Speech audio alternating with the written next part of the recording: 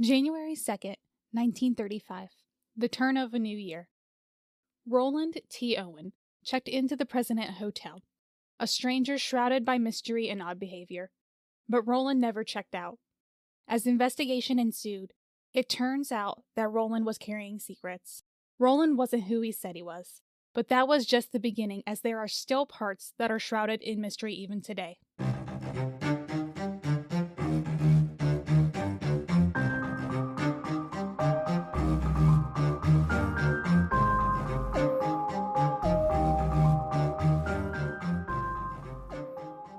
Welcome to Investigation. This is your host, Scoot, along with Hatter. I do need to make a note, guys. I kind of messed up a little bit. This story I'm going to be talking about actually happened in Kansas City, Missouri. Not Kansas City, Kansas. The city of Kansas City is actually like on the border of the two states, so it's literally like a drive away and then you're like crossing state borders. So We'll count it. At some point, I'm sure that Roland visited Kansas, so it's close enough. But nevertheless, we will continue. Yes. So I want to give you a very brief history behind the President Hotel before we continue on the case. The President Hotel originally opened in 1926, located in downtown Kansas City, Missouri. It had 450 rooms. Wow. With private bathrooms. Oh, shit. So it's massive. Yes, fancy. Fancy even. And it was the first hotel to make its own ice via ice machine in Kansas City. Ooh. Neat little fact. Now, the President Hotel closed in 1980 as the downtown area was declining. The hotel stood vacant for almost 25 years, and in 2005, it reopened after $45 million in restoration and renovation. Whoa. Mm-hmm. And now it reopened as the Hilton President, Kansas City. And it has 213 rooms and is now on the National Historic Registry. Now we are going to jump back to January 2nd, 1935, when Roland T. Owens checked into room 1046 at the President Hotel around 1:20 p.m. Roland said he was from Los Angeles. He asked for an interior room on the high floor of the hotel. He was neatly dressed and traveled lightly as he had no luggage. He carried only a toothbrush, toothpaste, and a comb. Oh. Witnesses placed his age anywhere from 20 to 30 years old. He was 5'10" with blue eyes and had a cauliflower ear, which is common among boxers and wrestlers. Yes. Now, he had a large scar on the side of his scalp above his ear. I mean, I saw pictures. There's some hair here, and it's almost like he had a bald patch. Almost Okay. like the scarring, there was no hair there. That could have also been the reason he had cauliflower ear. If it's on the same side. That I'm not sure. Just because that's basically it's like a buildup of a lot of scar tissue. So if he had gotten hit or something like that, it could have also caused it. True. Now what he would do is he would kind of comb over his hair a bit to try to hide it. Now, on the way up to his room with Bellhop Randolph Probst, he complained that he had spent the previous night at the Muehlebach Hotel, which was a nearby hotel in the area. But he thought the rate of $5 per night was too expensive. Now, I did the math a little bit there, which this equals out to about $120.52 in today's rates. Okay, yeah. I mean, that would be a hotel that I'd be like, a little per expensive. night, that's a little pricey. A little expensive. After he got to his room, he put his things away. He locked the door and left the hotel. His three. Oh, right. His three three things. His comb, his toothbrush, and toothpaste. Yes. He locked the door and left the hotel for unknown reasons. Now, later that day, a maid named Mary Sopik went up to the room to clean and reported that when she opened the door, Roland had the room dimly lit by a single lamp. He had, the blinds closed. It was just dim. Okay. She was probably like, that's a little weird, but whatever. Yes. Now, she claimed that Roland was, to quote, either worried about something or afraid. And that, again, quote, he always wanted to kind of keep in the dark. He allowed her to come in and clean on that day, but told her to leave the door unlocked as a friend would be visiting him. That's weird. A little strange. Yeah. A little weird. She would return around 4 p.m. to bring more towels. When she went in, Roland was fully clothed and assumed to be asleep on the bed. Now, she found a note on the desk stating, "Dawn, I will be back in 15 minutes. Wait." I'm sorry, the face you're making. You're like, who's Dawn? We don't know. We do not know. Okay. But he was there. So he's like, I'll be back in 15 minutes. As in, I'll wake up in 15 minutes? Or was he dead? He was not dead. Okay. No. No, but no, the note, for whatever reason, said, "I will be back in 15 minutes. Who knows? All right. The next morning, January 3rd, at 10:30 a.m., Mary had stopped by to make the beds, and she found that the door was locked from the outside, just like when a guest would leave. Now, assuming Roland was not inside, she opened the door with her master key. Roland was still in the room, quietly sitting in the darkness, just like last time. Hatter's making this face at me. It's just sitting there. I was just like, what the fuck is wrong with him? What? Like, also, as a maid, that would be so fucking spooky. To just walk in and always just see this guy sitting in the dark. Yeah. Hotels were a different breed back then, I guess. Because also now, like, somebody won't even go into your room if you're there. Like, to clean or anything. No. Now, the hotel room... So I have to kind of explain how the mechanisms of the door worked back then. Okay. The hotel room door could be locked from the inside, but it could not be opened from the outside if you did that. It could also be locked from the outside with a key, and the hotel staff could use their master key to go open the door and clean. Which seems to indicate that someone else had locked it from the outside while Roland was still in the room. Yeah. Weird. But, like, maybe, I don't know, maybe it was that friend that was supposed to visit him, or whatever. We don't know. Mary cleaned the room when the phone rang. Roland answered the phone. Mary heard Roland say, "No, Dawn, I don't want to eat. I'm not hungry. I just had breakfast." Then again he said, "I'm not hungry." Then he hung up. He was like, "I'm really not hungry, bitch." Now, after he hung up, Roland began asking Mary about how many rooms she was in charge of, what kind of people lived in the President Hotel, making small talk of what I would assume. Yeah. But then he also complained again about the prices of the other hotel. Okay, we get it. Yes. Mary quickly left after she was done. She's like, gotta go. I'm not about these vibes. I gotta go walk my fish. Gotta go walk my fish. Like... Now, Mary would return with fresh towels again later that afternoon. She heard two men talking inside the room. Mary knocked on the door. A man with a rough voice asked what she wanted. Mary replied that she had towels. The rough-voiced man said they didn't need any towels. Mary knew there was no towels in that room because she had took them when she was cleaning in there earlier in the day. Yeah. But she decided to just walk away. Yeah, fair enough. The next morning, on January 4th, they're technically like a telephone operator, but they're also called like a switchboard operator. Does that make sense? Sure. Sort of.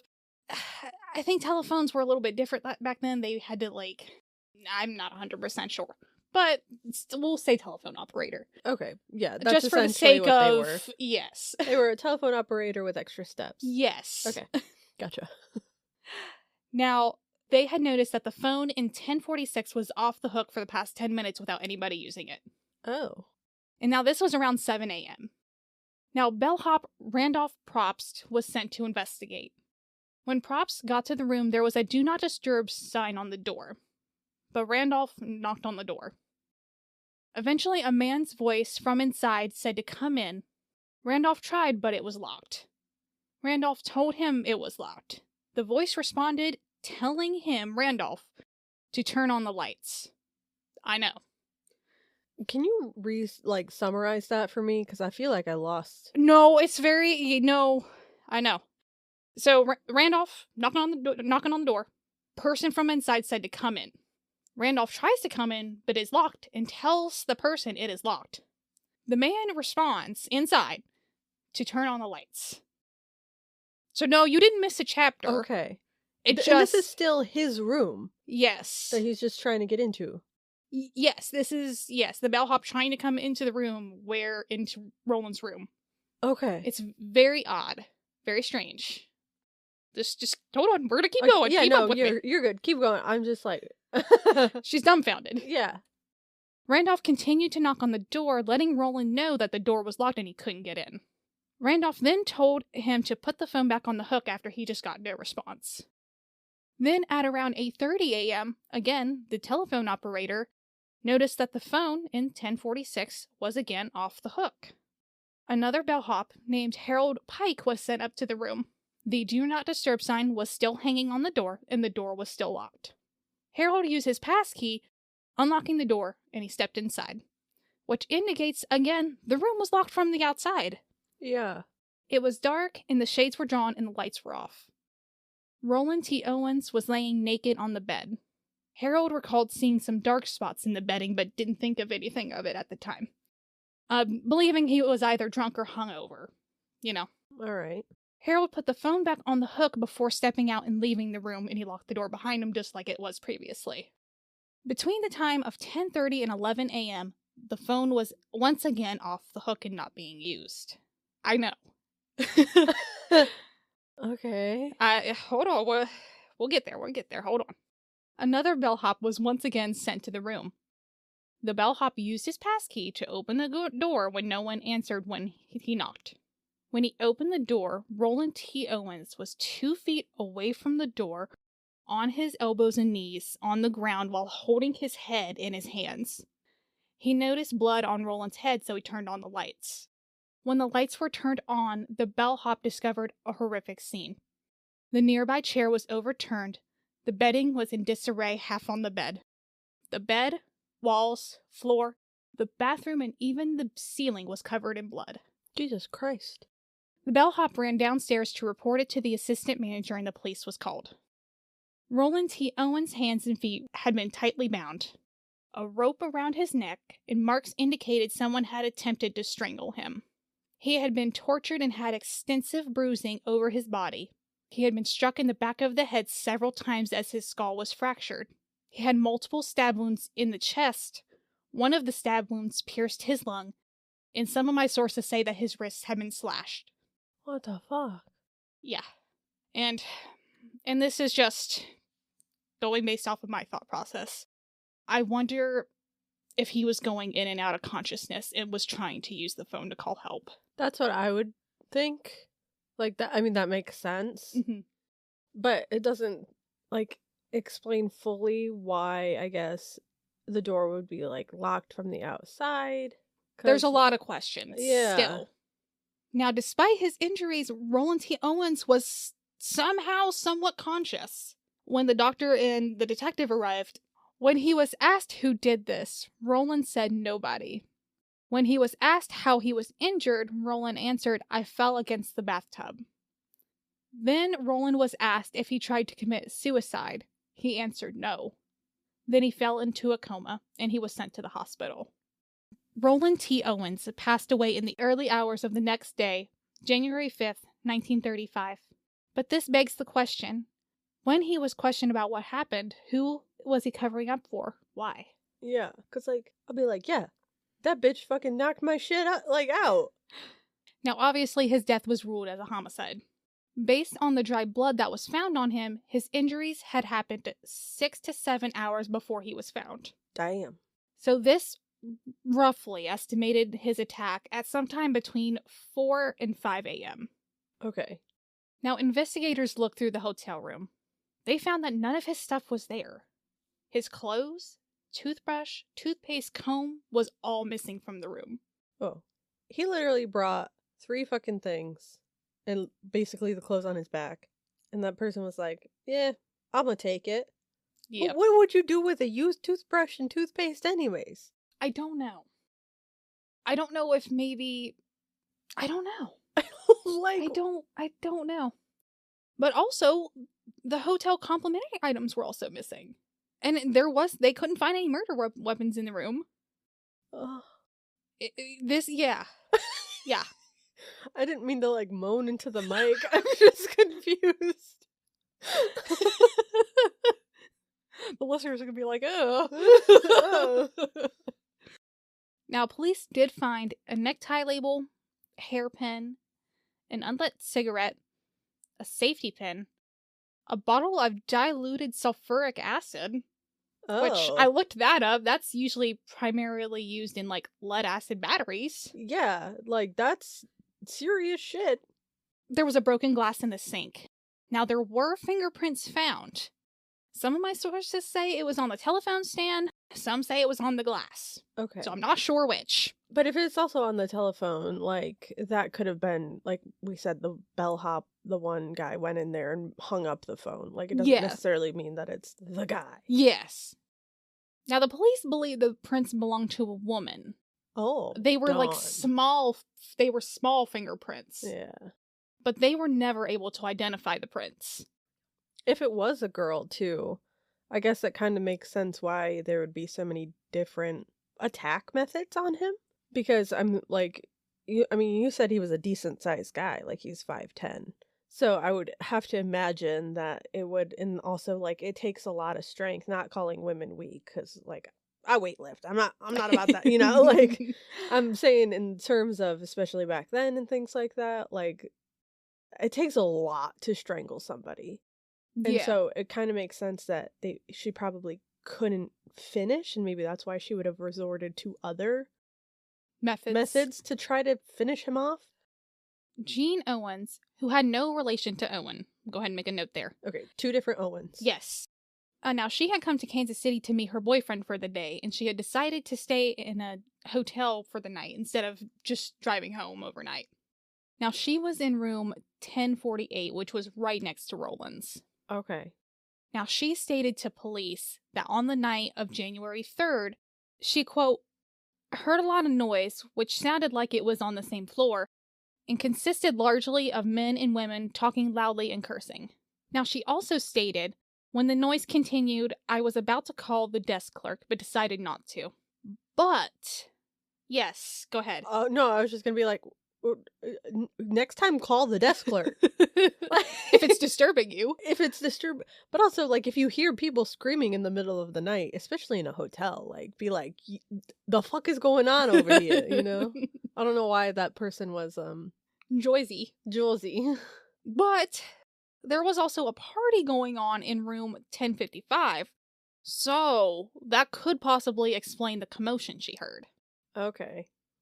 Did she know there was a party? None of my sources said, okay, so I don't know. Still, if they're loud enough where you're like, shit, I can't fucking sleep, and it's 4 a.m. and people are swearing at each other, call the desk clerk.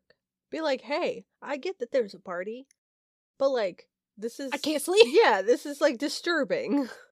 Now, graveyard shift elevator operator Charles Blocher was busy in the early hours of that night from people, either going to their rooms or going to the party. But he did remember someone specific. A woman he had seen a few times before, who he believed to be a commercial woman. That is terms from the 1930s of a sex worker. Oh, okay. I knew you were going to be confused. That's what I assumed, because nobody is just like, she's a commercial woman, like that has an innuendo in and of itself. Yes.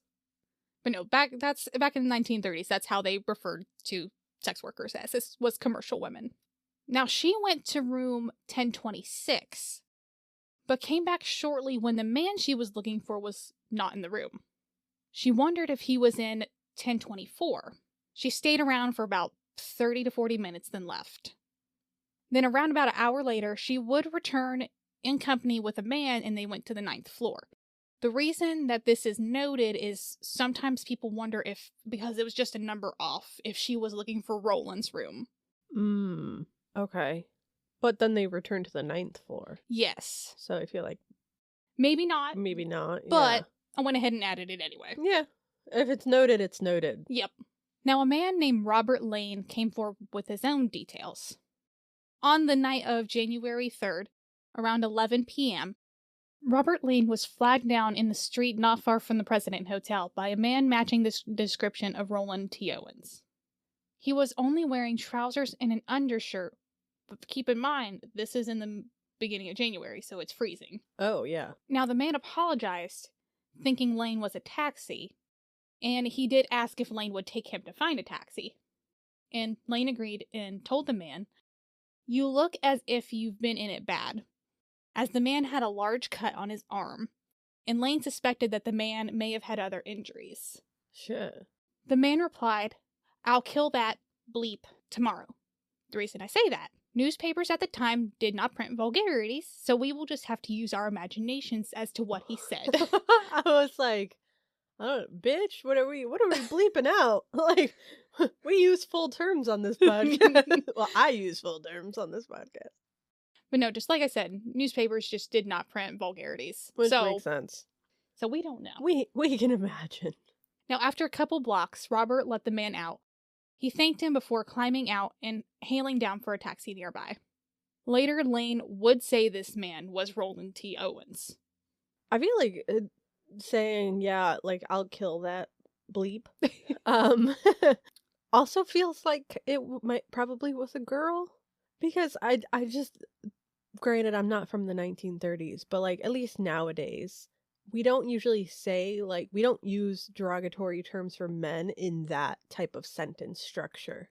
You know, we usually say, like, oh, that bitch. We're not like, that dick, or whatever. We'll say, like, he's a dick type of thing. So. Yeah.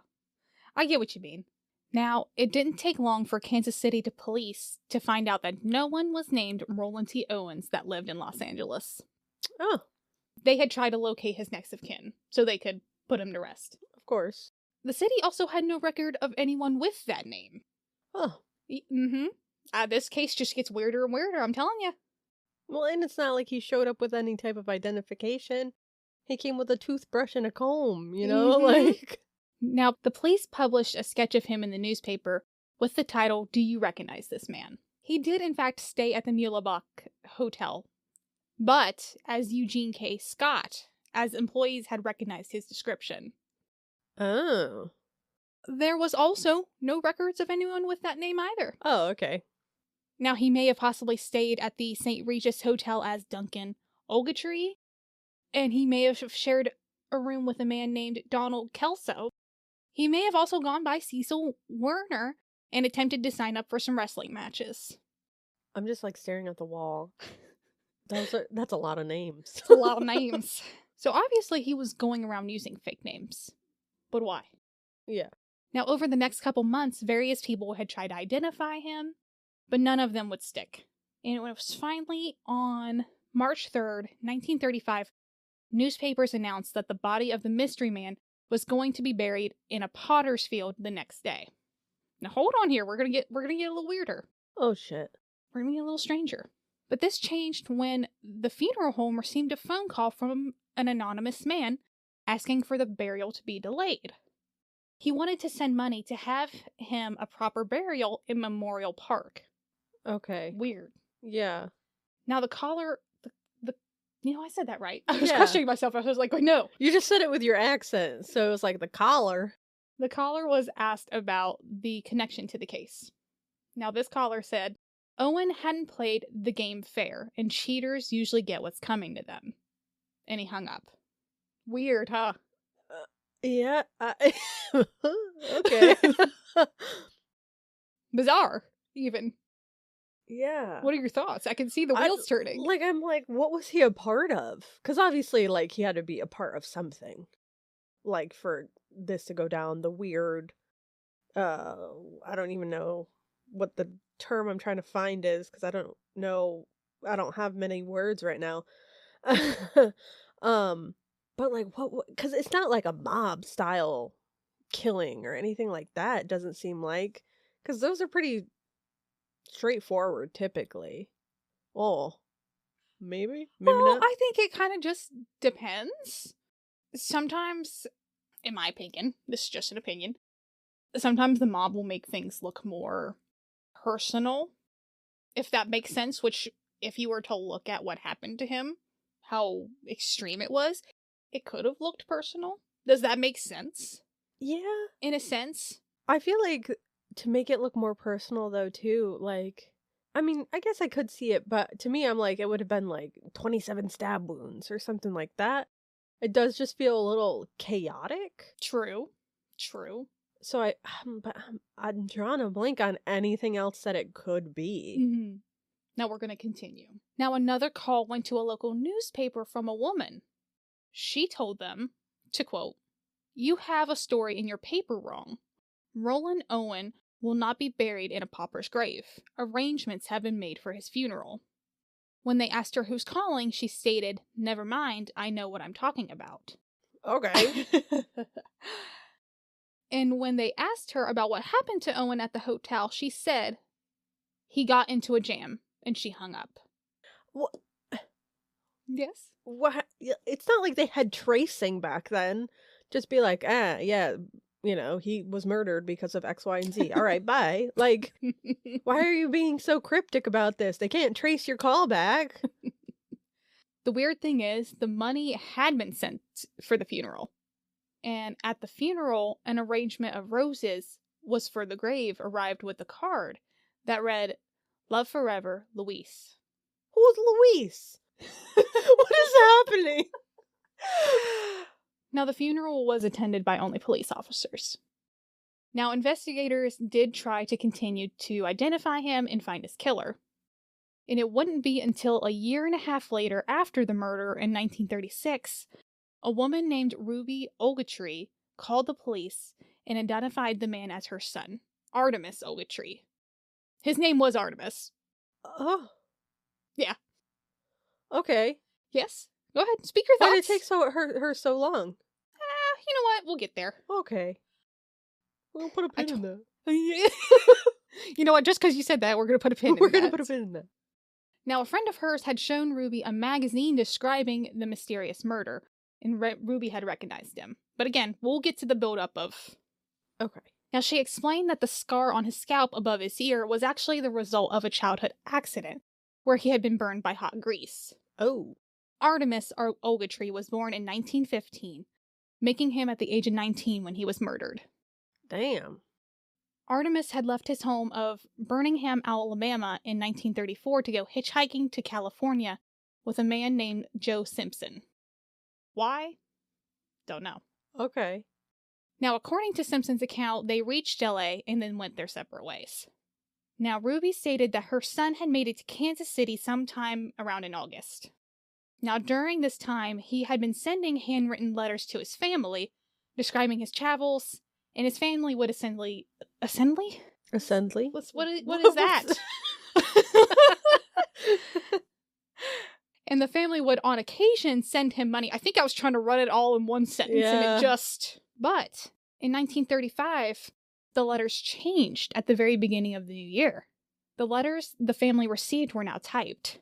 And as far as they knew, Artemus didn't know how to type and had never used a typewriter before. Oh, so they were like, this is fishy. The language in the letters were also different from how Artemus wrote. He was using slang he had never used before. Now, in May of 1935, a letter came stamped from New York City. It stated that Artemus was going to be traveling to France. And a couple months later, another letter came claiming he was going to Cairo, Egypt. Shit. So these letters, the typed ones, were coming after he was killed? So who would care enough to keep up with contacting his family? That's another really odd question, isn't it, Han? Because I'm like, if it was the mob, right, if we said he was tied with some, like, nefarious affairs, I don't feel like they would care that much to, like... Send letters to to make them think he was still alive. Yeah. They would just be like, he got what he got. Like, that's he got true. what was coming to him, and then that's it. True.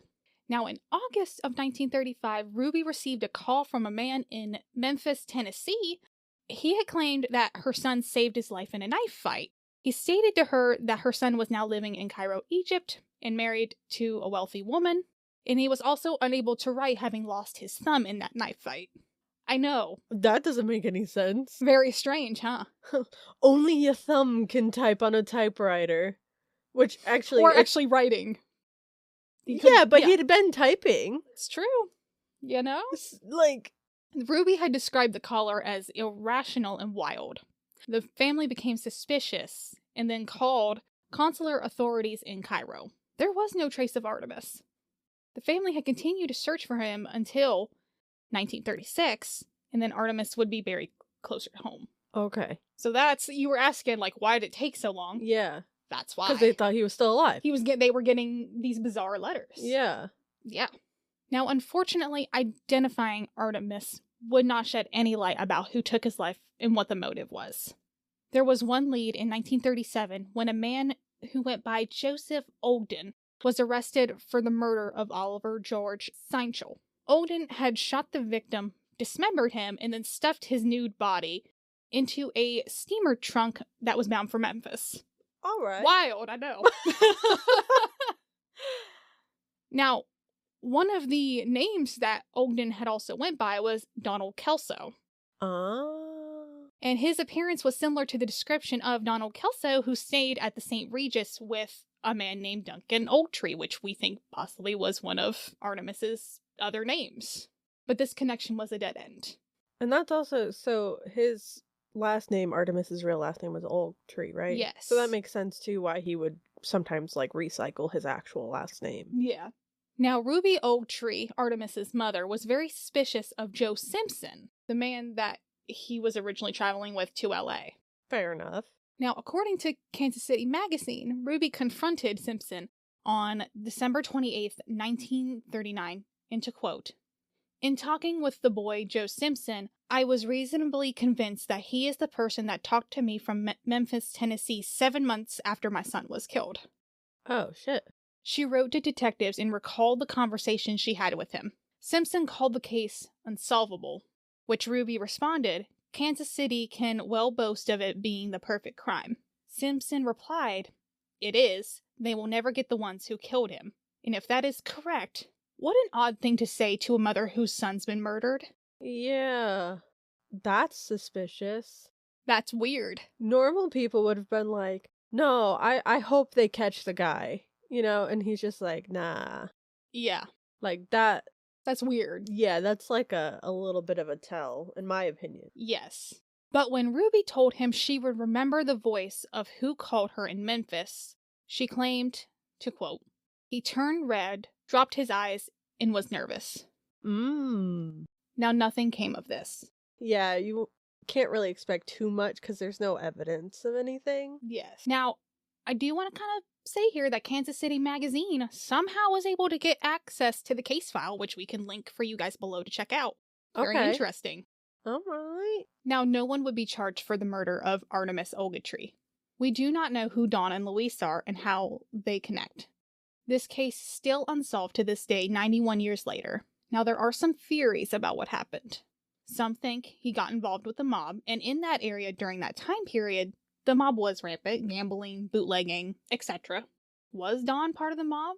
Was Luis a criminal associate or the family of one? Who is Dawn? We don't know. I know, that's so annoying. That's the...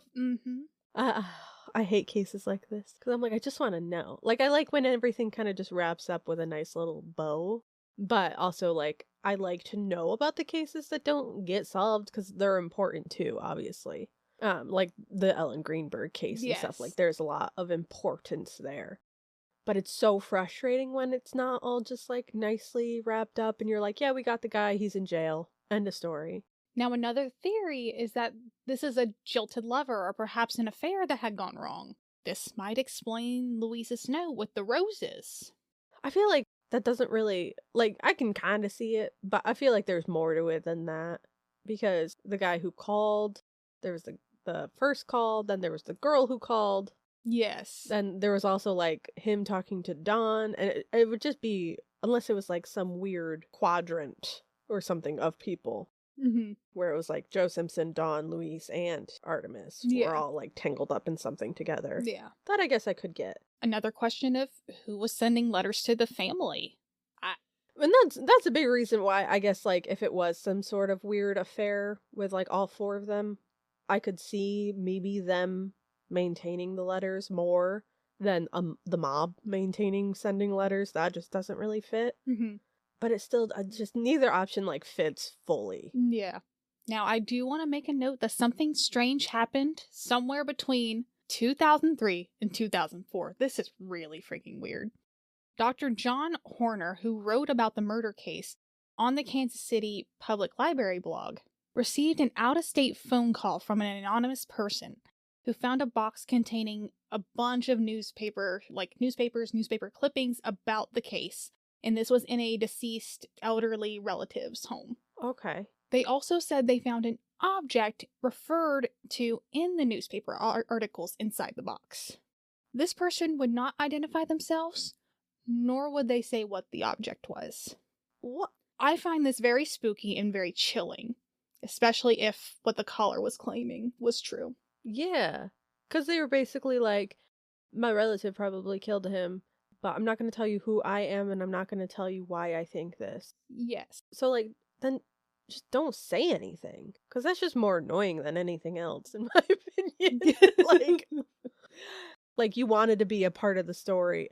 But also, like, were they able to back this call up in any way? Or, because, like, people call things and claim crazy shit all the time. See, I don't think so. Now, this is just, he himself, Dr. John Horner, recalled this conversation, but that's about it. He even stated in, like, one of the blogs about the case where he had received this call. Huh. But beyond that, don't know. That's weird. Very strange. Because, like, why would you be protecting somebody, especially if they died? They had already passed away. So, like, just be like, I feel like, I don't know. I don't fully trust that phone call. Yeah. That's a little sketchy. It could have been. Yeah. A little sketchy. But if it was true, why? Like, fuck you for not saying anything about it. Yeah, why? Yeah. Huh. That is the case of room 1046. Yeah. Lot of unanswered questions, a lot of mystery. Yeah, no, that was, a bizarre case, to yeah. say the least. And to start off with that one, after we both came off of only getting, like, 3.5 hours to 4 hours of sleep, I'm like, my brain's, like, smoking. I don't know. It's, like, struggling right now to process. As always, if you thought this case was interesting, share it with your mother. Thanks for listening, and keep investigating. Bye! Bye!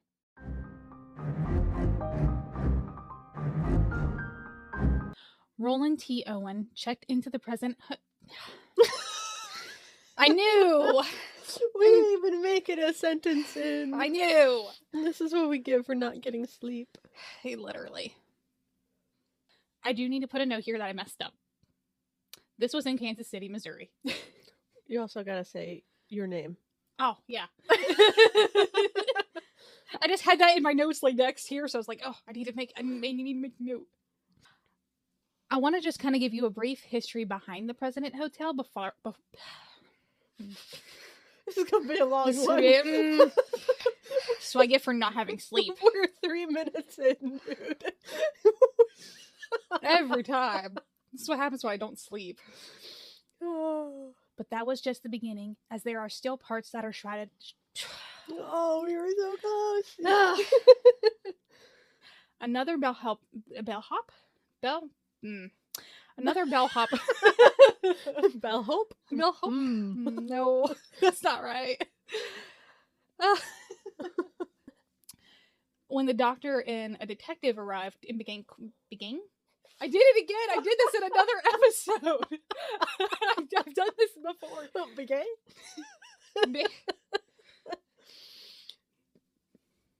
Began questioning him. When he was, I can't. You guys gotta let me have more sleep. I can't do this. Oh, hey, in my defense, I didn't say you should wait until the night before to write all of your segments. Oh, I can't do this. Oh, I gotta play this a little better. Oh, good lord. When he was asked how I went into the wrong spot.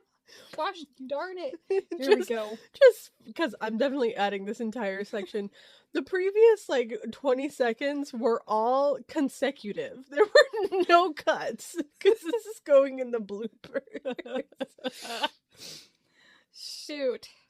Roland T. Owens passed away in the early hours of the next J?